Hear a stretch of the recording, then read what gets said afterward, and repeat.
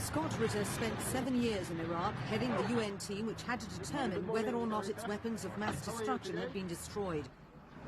He and his team were kicked out in 1998 by Saddam Hussein, who refused to give them free access to all the sites they wanted to inspect.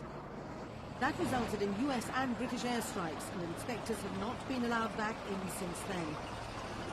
Now, with the threat of another campaign against Saddam Hussein, Ritter has returned, this time as a harsh critic of the US policy on Iraq. Addressing Iraq's National Assembly, he expressed his deep reservations.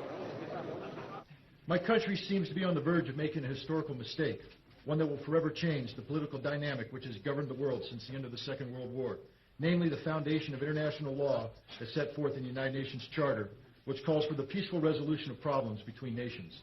My government has set forth on a policy of unilateral intervention that runs contrary to the letter and intent of the United Nations Charter. He insisted Iraq was now incapable of producing weapons of mass destruction.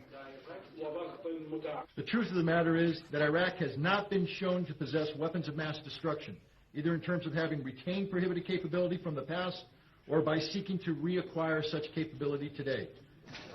He urged the regime to allow weapons inspectors back in to prevent another war.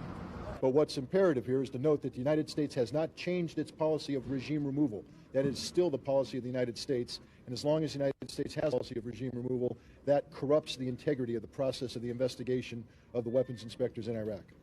After 4 years, weapons inspectors have returned to Iraq. And the key question is, what weapons remain in Iraq? What threat does Iraq pose to international peace and security? What could be a justification for war?